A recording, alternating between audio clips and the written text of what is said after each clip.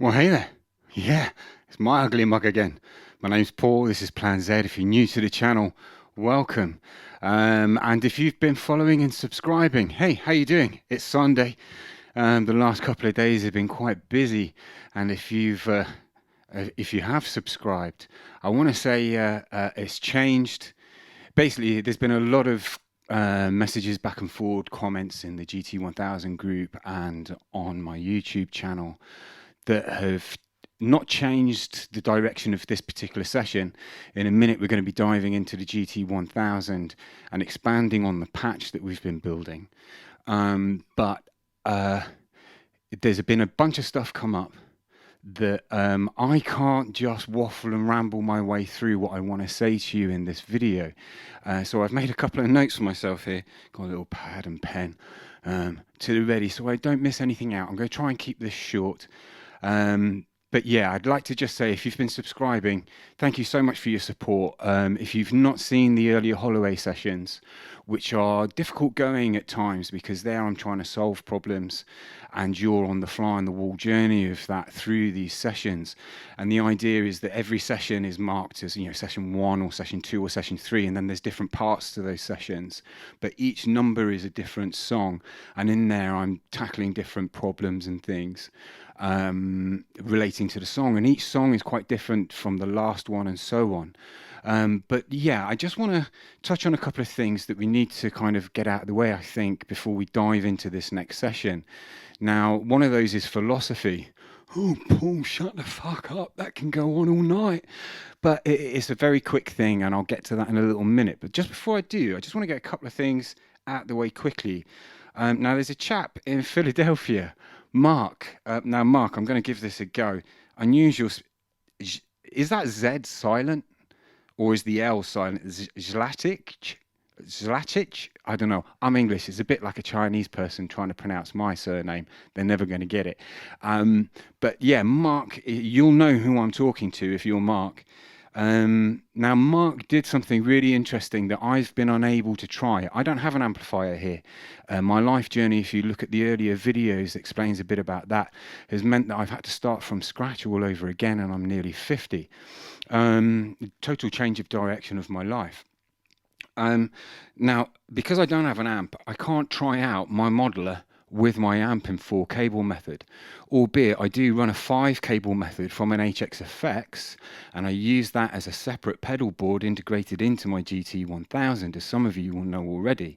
But today we're focused on the GT. Let's not get sidetracked with that Helix group. They're quite clicky and a bit bitchy over there, I find.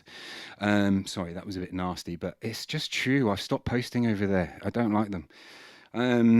Yeah, so Mark in Philadelphia has tried out yesterday's compression trick through 4-cable method of his amp using his GT1000 as his effects unit for that amp, and it works. Now, this is amazing news. I've not been able to try this for myself, and I'd wondered if any of this would work with a real amp. I come from, 20, 30 years ago playing real amps. I'm an analog guy in a digital world.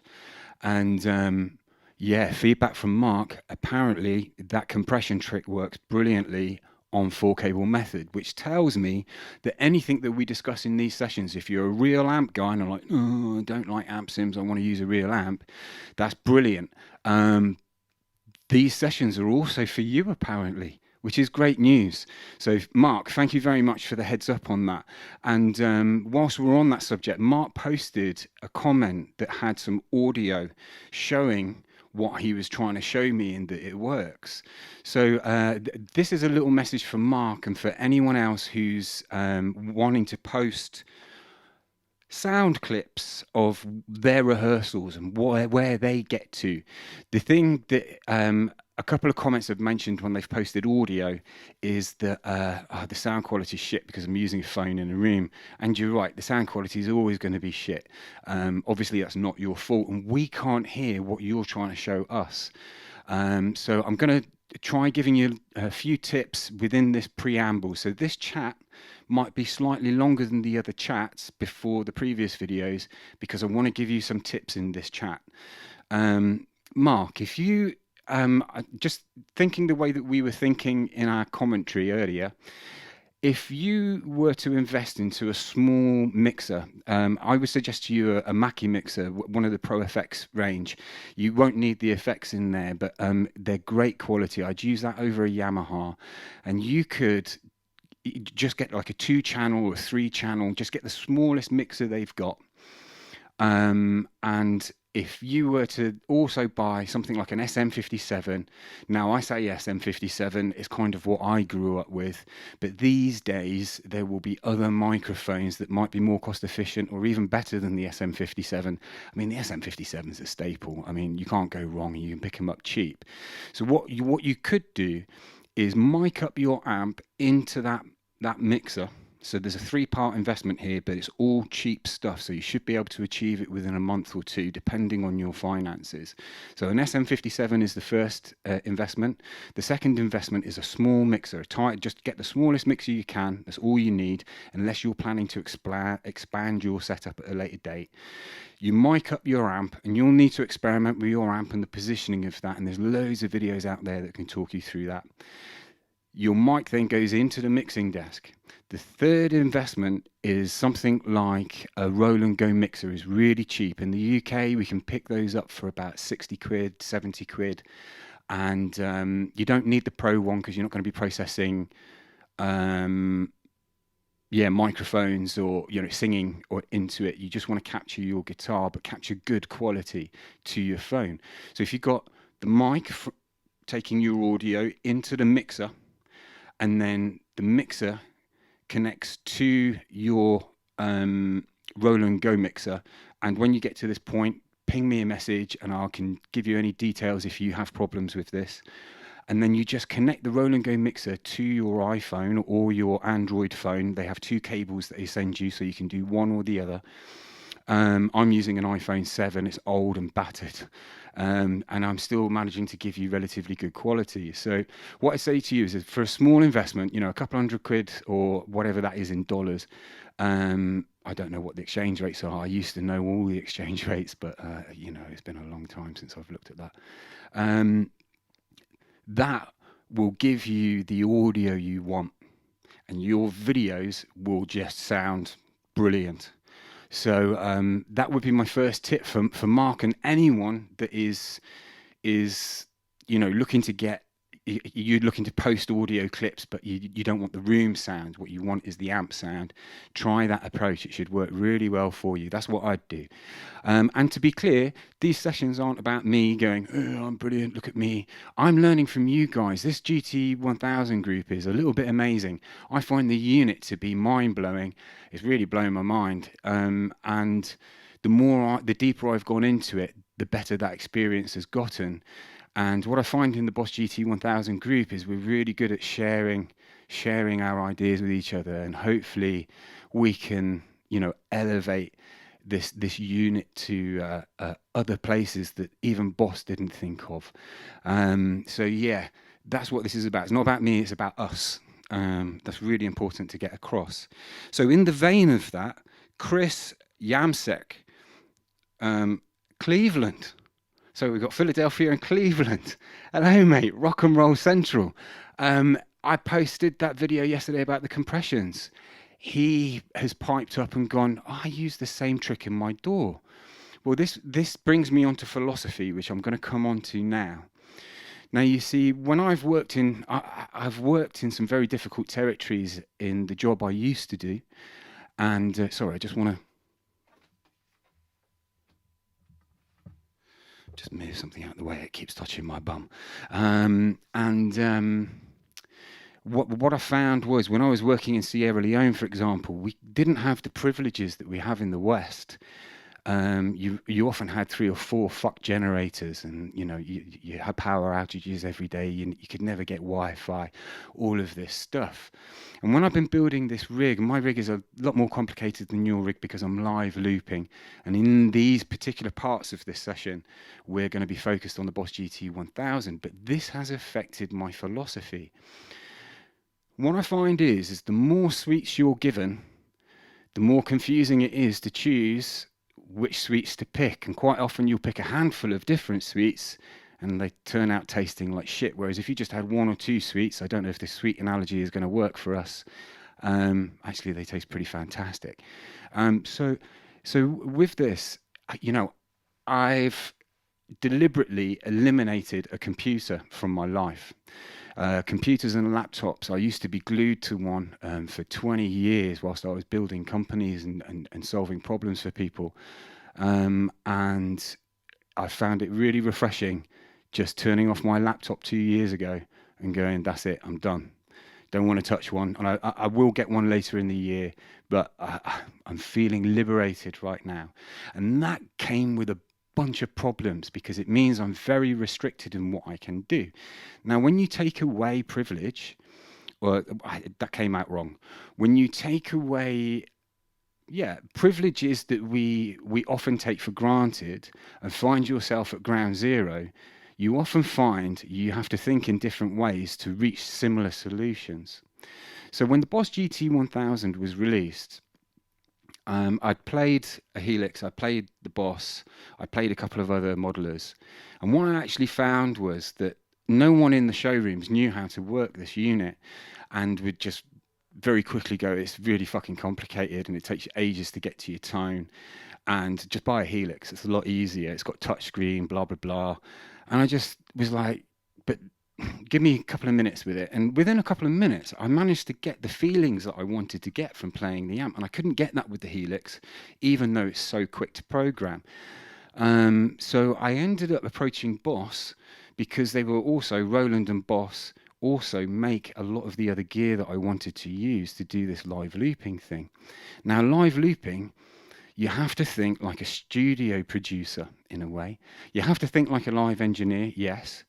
But what the Boss GT1000, what I discovered was if I went back to some of the protocols I used to use in a studio when recording back in the day, and I did some research on how DAWs have affected how we operate. And by DAW, obviously, I mean a digital audio workstation. Bloody hell. I didn't know if I'd remember that. So, yeah, that second coffee worked. You can apply those same principles to your modeler. So this brings up philosophy. Philosophy. People will be down on modelers because they're not real amp in a room. And I get that, but that's not what this is all about. These modelers aren't about that. These modelers are about what the real amp in, right, so imagine you've got your amp in the room next door, you're sitting in the studio. These amps are giving you what you hear in the monitoring room, not in the room of the amp. That's a different sound in there. You've got a whole nother different side of processing happening in the room as it goes through your DAW. So Chris Yamsek has accidentally hit on the subject of today's session, which is philosophy, which is this video posted yesterday with the compressions. He's like, oh shit, yeah, I do that in my DAW. I'm like, brilliant. So it's good to know it works out, because this is my principle. I've been thinking and researching DAW techniques. So you'll hear me use terms like side chaining. I do this with effects and other things when it's needed. Reverbs, delays. I'll build what I, in my head, have conceptualized as being a side chain. Using DAW principles. So I'd say to you, if you're stuck behind your computer trying to figure out this mess, put your computer away, disconnect your GT1000, start getting amongst the knobs and buttons and the screen there, because actually it's really fucking simple and you don't have that computer messing with your life. You know, computers are unreliable, they stop, they freeze, they break down. I couldn't have this when I was working in Sierra Leone. I had to be analog with the way that I thought and solved problems, or they just didn't get solved. And I see a lot of this online, a lot of people coming at me wanting answers using DAWs, and my first thing to them is get off your fucking workstation and get into the hardware, because it's absolutely brilliant. You can do a lot with it. And as these sessions, the next few videos hopefully are going to show you, is that yeah, it works even when you run 4-cable method. So the other person I wanted to just quickly mention is someone called Ink. Goes by the name of Ink, but I know him as Gareth Wren. Now, he has asked a question. He's based in Northern Ireland. This is brilliant, the internet. We get to speak to people all over the world. Look at that, Cleveland, Philadelphia, Northern Ireland. Sorry, I got sidetracked with another little thing I've written down here. Stay on track, Paul. Don't get sidetracked. Now, he's asked me if I can help him find a particular tone. Now, I was born in the 70s. I started playing guitar in the 80s. And yeah, it was all puffy hair rock and lipstick and all the rest of it. And the kind of tones that he's asked me to reach for are some of those tones. Can you pull those out of the Boss GT1000? Well, I really strongly believe you can. And if I can't do it, being that I cut my teeth in the 80s, then fuck, there's something wrong with my genes. So what I'm going to say to you is as right before I go into the next session 5, which is going to be another song, the next few videos are going to be focused on this whole subject, philosophy of how you can use your modeler. So I'm using the Boss GT1000 as I mentioned, but these principles will work on any modeler that you use. So if you're Helix or Axe-Fx or whatever it is, and you have the similar functions to what we have in the GT, you're going to be able to pull this off for yourself. And hopefully you'll find it as beneficial as some of the people who've been subscribing. I can't believe how my subscriptions have grown over the last 2 weeks. It's ridiculous. So thank you very much for your support there. And with that, there was another dynamic this morning. I looked at where my views are coming from. Now, I'm in London. I kind of expected that majority of my views, weirdly, I don't know why I thought this, would come from the UK or America because we speak English. But this morning, 9% of my views are coming from the UK. 10% of my views are coming from the States. 81% of my views are coming from other destinations in the world, so many that they group it as other because there's not enough in any one particular area to give you the countries it's coming from. So this last part of this waffle before we dive into the GT is going to be saying to you, look, if I'm talking too quickly and you're speaking in another language and you've been subscribing and following and liking my videos, I know who you are because I can see some of the subscriptions. We don't get to see all the subscribers, that we only get to know the names of a few. And I try to approach you individually and thank you and have a dialogue with you, because this is about sharing. This is not about me projecting onto you. This is about us sharing ideas and growing together. But if you are speaking in a language and subtitles might help you, then that might be something I need to look at. So if that's the case, just drop me a note and let me know, and I hopefully will be able to give you better videos as we move forward. I'm only saying that because, as I say, looking at this, less than 20% of my views are coming from English-speaking countries, which is hilarious for me. Absolutely brilliant. Really cool how the internet works. What a small world we live in. Right, so I think I've said all I need to say there. Philosophy, we covered it. This isn't an amp. It can be an amp, but think of it as a studio.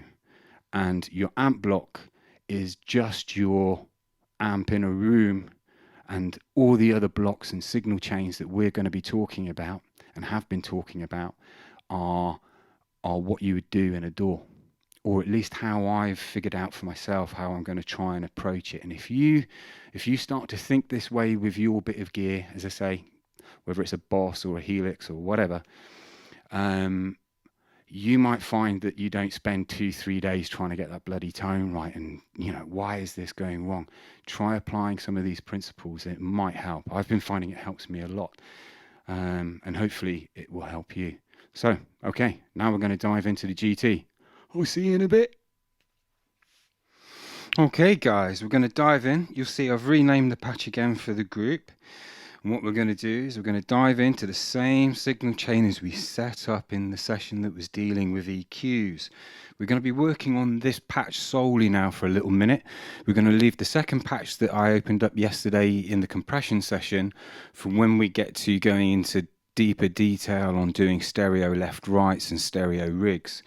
But I'll tell you what I've done here. Just briefly, if you want to know what the full of the signal chain of this is, and you want to know what speaker sims I'm using and things like that, reference the parallel compression video yesterday. I talk about it in there to try and keep this video shorter. I don't want to discuss it in here if possible. But what you do need to know is that compressor is still here from the HX effects in my 5 cable method. Now, I would urge you, so you don't get that sensation of, yeah, but Paul, this isn't fair. You've got the HXFX going on. I get that, and I get this is probably a little unfair, but I found other ways of doing this before HXFX came into my life, and I would urge you to do the same. You've probably got old pedals knocking around. Have you got an old compressor pedal knocking around? Get that. Put your guitar into the compressor pedal and then go from the compressor pedal directly into the input of your GT1000. You can put any pedals you want in front of the input of your GT1000. Just remember, it's going to process it before your amps, so don't put reverbs there. Use your send return. So in the same vein, if you've got an old reverb pedal knocking around, I'm using 2 reverbs in this session. You're going to be able to do that. Well, you can do it the long way, which is programming the GT1000 reverb so that when you press the reverb switch, it switches between a room reverb and a wet reverb. And I can do a session on that if you want to know how to do it. I was working like that until HXFX came into my life. You have to set up a bunch of assigns for all the parameters of your reverb, but it's not that complicated to put together, and I can show you how to do it in another session. If you want to know, just let me know. But if you want the easy way out, grab a reverb pedal, grab a compressing pedal, put that compressor at the front of your chain, so before your input goes into the GT1000, and then you won't need to touch it again. All you're doing is using that compressor to bring up all the levels of your strings. If you're using cheaper guitars, expensive, wherever your guitar is made, if there's to get consistent signal going in, just use a compressor before your GT1000. There's nothing wrong. You won't blow up your unit. I've even spoken to Boss about this when I was routing my 5-cable method with the HX. I can put distortions, anything I want through there. It's not a problem. You can do the same. And that allows me to free up effects blocks. By putting my compressor in there, I can still retain the compressor block that's in my unit, which is situated just here and not lit at the moment. We're going to get to that in a little minute. And then you would use your send return for your reverb. So let's say you've got an old Boss reverb, or you've got a Strymon reverb, whatever reverb it is, you can run it in stereo or mono. Just make sure you move it towards the end of your chain, not where I've got it here, because it won't work like my HXFX method if you're using an analog pedal.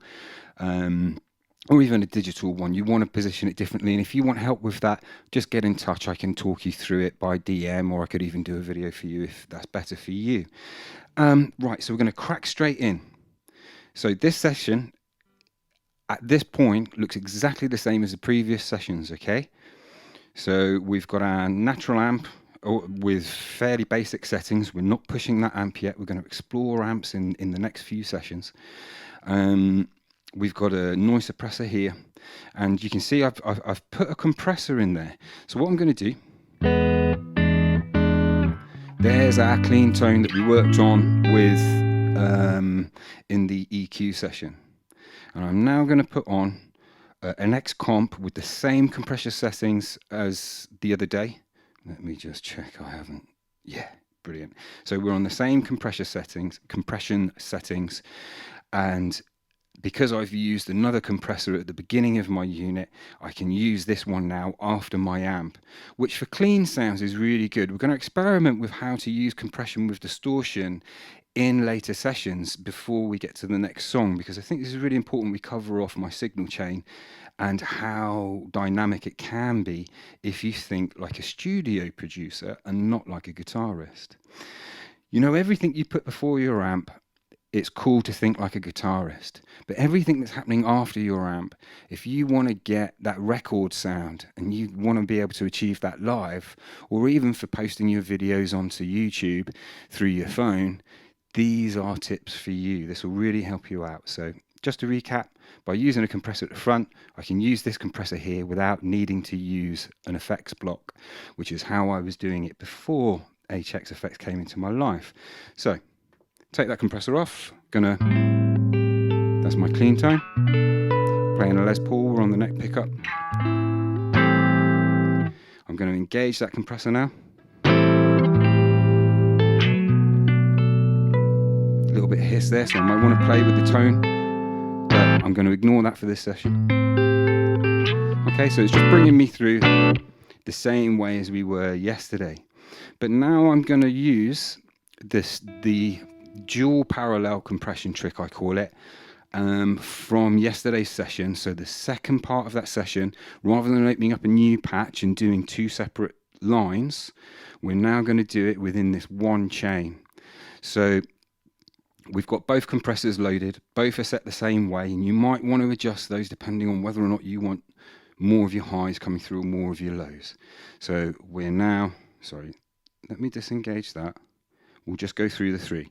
So this, we'll do a pluck of strings and then a strummy, and then a note, and then I'll flick between till we get to all compressors. And then we're going to move on to a side chain trick.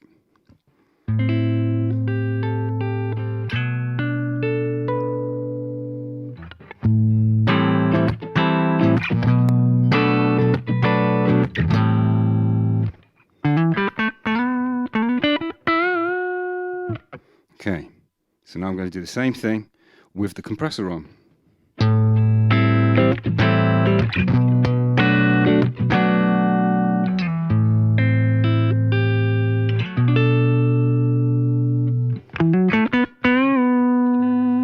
Not exactly the same, but you get the drift. So now we're going to switch on the divide, which is going to not only switch in the other compressor, but remember it's doing our high pass filter on channel A and low pass filter on channel B.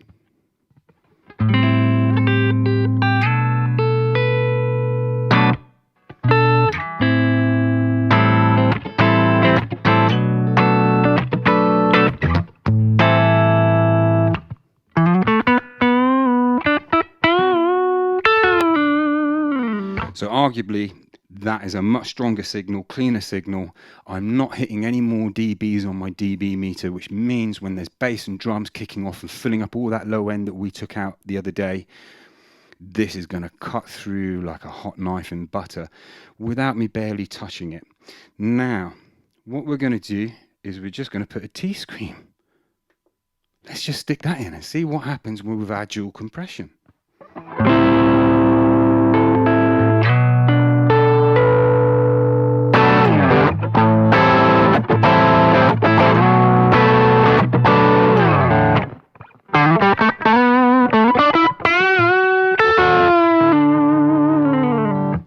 Let's work backwards now and turn the compressors off one by one. Completely different, right?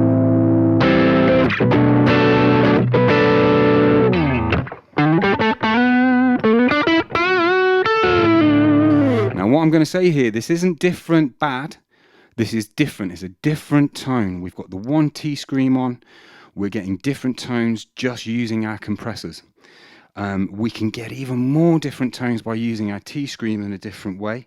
As you'll know, you're a guitarist, you're probably gigging, you know this shit better than I do. But just so we know what T-scream settings we've got drive at 40, we've got tone at -10, usually I like to drop a bit of tone off, and I've got the level at 45 because at 50 it was just too hot for me. So now, let's just check that. And we'll turn off that compressor so we've got no compression. Just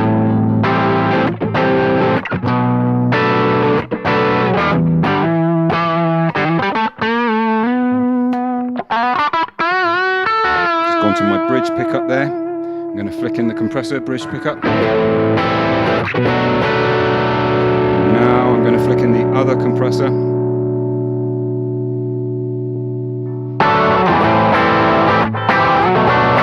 Totally in your face with a T-scream there, that's fucking great.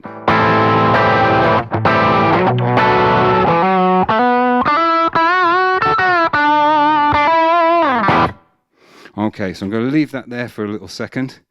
And what we're going to do is we're going to turn that T-scream off, we're going to leave our compressors on. And we're going to go to side chaining quickly. Now this is a trick that I'm going to cover quite a few times in different ways across these sessions, but the principles are the same as what I'm using here.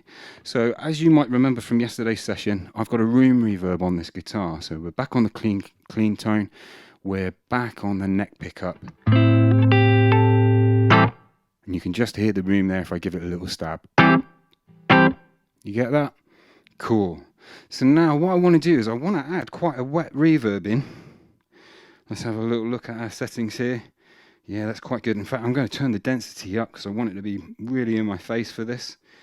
I've got a low cut happening at 12, so I'm still using quite a lot of high frequencies. I sometimes cut some of that back, but let's see where we get on. I'm not really using any modulation there, but what's really important, when you run a side chain, you'll notice my reverb's already on, but it's not engaged because the divide isn't on. Now, when you're running a reverb like this, you want it on 0 dry level, because your dry level is still going to be passing through the A channel. This is really important, messes up your tone and your sound. So what we're going to do is we're going to just flick on that reverb. Actually, I'll play it and then I'll flick on the reverb, and you'll see how the guitar is really wet with the reverb, but still really cutting through.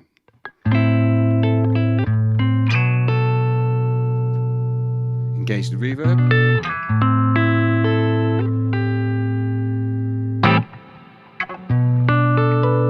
Let's have a look. What reverb have I got on there? I put the hall on.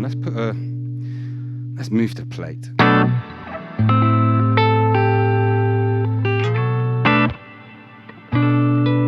Yeah. So my guitar is still really present, and the reverb's still nice and really wet. If I want to make it sound further away, like the guitar itself sound further away, I would just move my reverb into the main chain, not use this divide, and then pull some dry signal in until it gets to the point that I want it. But the way I'm using it is I want to keep my mixes really clean. And remember here, I've got reverbs happening on, you know, this latest song. I think I mentioned in the last session 3, or was it part 4, that I've layered like 13 guitar parts here, and they've all got different reverbs and delays happening on them. And the way I managed to get that to work is by using this side chaining technique. It's a DAW technique that I'm bringing into my modeler. So another thing you can then do with your reverb is, and I've just used the tremolo for this. So what we're going to do is I'm going to engage a tremolo. Now this tremolo is sitting after the reverb, and how you want that set. I've not played with any of these settings. I literally just dropped it in there. The only setting I did do is bring the direct mix through. Now, why is the direct mix through? When in the reverb, we don't want the direct mix through. Well, think about the signal chain in this way. What you've done is you're saying to your divide, look, all of my dry signal goes into channel A, and my dry signal also feeds into the reverb, but I don't want my dry signal audible in that reverb. What I want that reverb to do is just kick out the reverb, nothing else.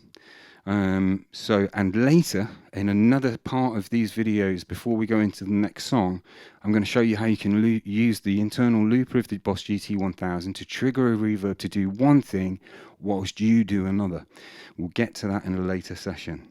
Let's try and stay focused. So here, you do want 100% of the direct mix on whatever effect you put there. Now, I've chosen a tremolo just to get us started, and as we go through these sessions, I'm going to show you experiments I've done with other effects. Some of the effects that we look at and we go, how the fuck can I use that? And I started to notice they start bringing these boutique pedals out that are basically using those effects that you go, how can I use that? And they're using it within a reverb, using similar principles to this, and you can achieve it with your GTK. So the reason that's 100% is because it's receiving only the reverb, and we want 100% of the reverb coming through. Hopefully that makes sense. There's something happening there. Let me just check what the pre-delay is doing. Yeah.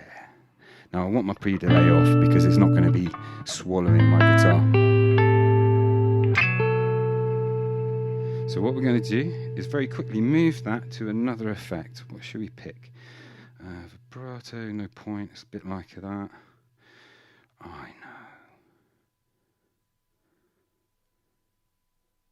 Let's put a rotary on it. Now, I've not touched the settings. I'm going to bring the direct mix in. The effect level on maximum.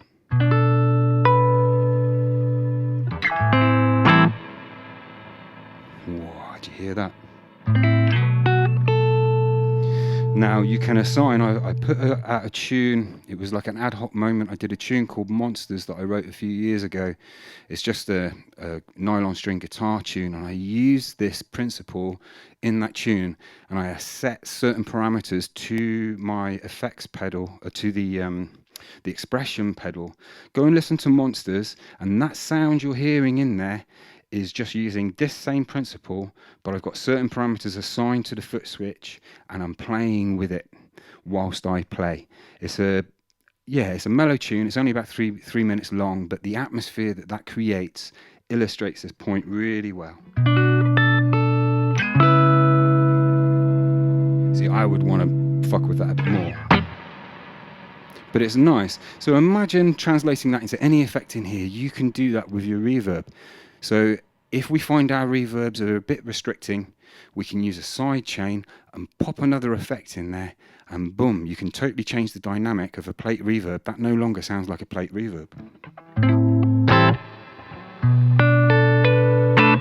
Okay, hopefully this session has been way too long. Actually, I think it has been, because I've just looking at the clock here, I'm on 17 minutes, so I'm going to end it there, and we'll dive into this a bit deeper as we move into the next session.